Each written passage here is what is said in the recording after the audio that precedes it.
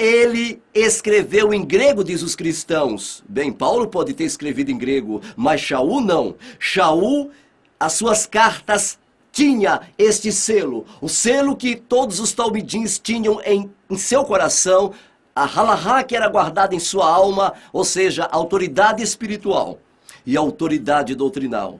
Eles conservavam isso, pois ao passar uma situação hebraica, uma carta hebraica para a língua pagã, perdia-se a autoridade diante da congregação. Era o que acontecia às cartas do Talmidim. Shaul, quando espalhava para as diversas querrilás ou querrilotes da diáspora, estas querrilotes que estavam na Ásia, elas recebiam, prezados telespectadores, as suas cartas, cartas de Shaul, Atos, Romanos e outras cartas, Colossenses. As cartas eram enviadas para sinagogas judaicas e os gentios, eles assistiam à adoração e ao assistir à adoração local, eles assistiam na língua aramaica ou na língua hebraica por causa desta halahá. Posteriormente era traduzida conforme a língua do povo da região. Exatamente é isto que ninguém mostra para vocês, prezado telespectador. Esta mentira que já está rolando há 2000 anos. Ela vem de fato desde o tempo de Babel. Ela vem se desenvolvendo durante 4000 anos. Mais de 2000 anos, desde a época do Mashiach até os nossos dias atuais.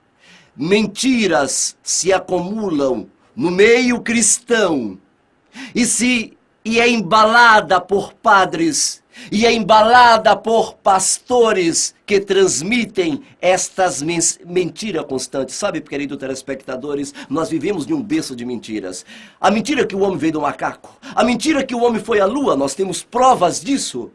A mentira chamada história, é muita mentira dentro da história que eles apresentam como história. Existe a história por detrás da história que apresenta fatos reais. A mentira chamada descobrimento do Brasil.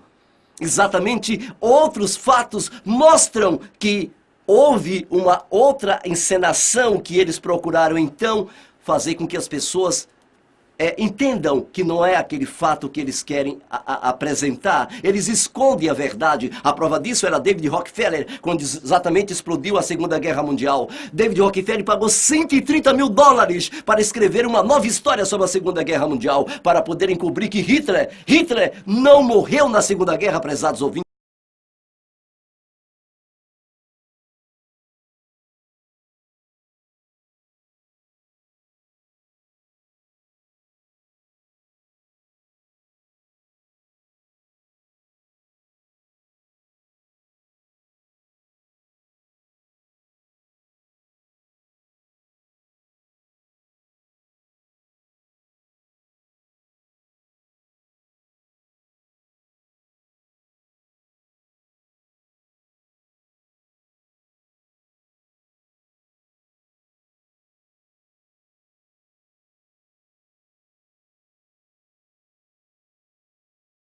Shaul escreveu suas cartas para diversos grupos em seu idioma grego. Mentira, nós mostramos para vocês que isso não é verdade.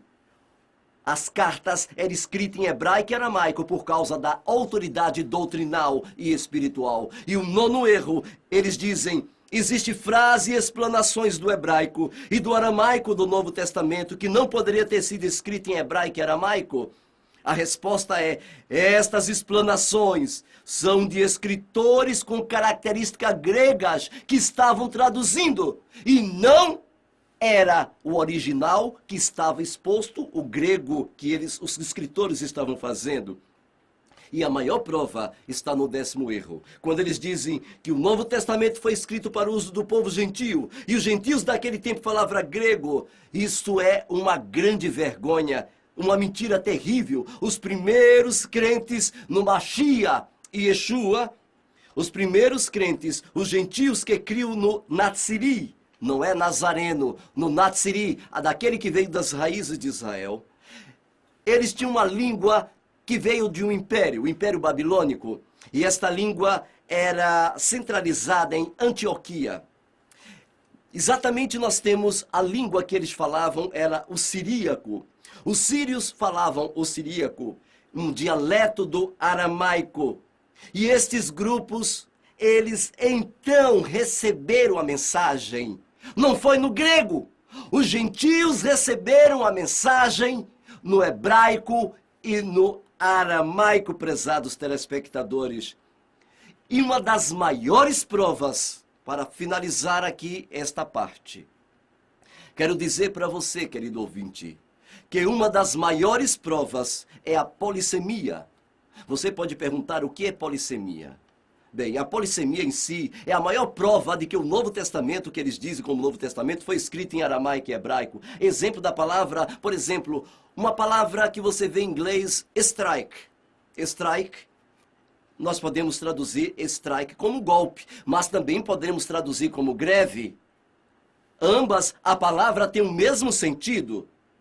Bem, se um dos manuscritos em português ou inglês fosse original, não haveria como explicar a existência da variante? A única possibilidade é de que o original traduzido por uma pessoa como golpe, ou por outra como strike, que significa greve, então depende da pessoa que está traduzindo. E a pessoa que está exatamente colocando em outra língua, ele pode dar um outro sentido àquela palavra. Isso se chama polissemia. Agora você entende o que é uma polissemia.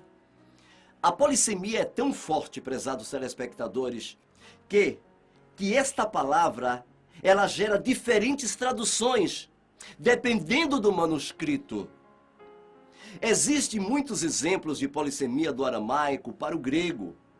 E é tão forte em si a polissemia que somente ela prova que os escritos da Brit Hadashah, que eles chamam Novo Testamento, não, de maneira nenhuma, foi escrita em grego, mas em aramaico e hebraico. Provas disso é exatamente, exemplos disso, existem poucas palavras na língua semita com muitos significados diferentes. E já foi encontrado mais 5 diferentes manuscritos no grego.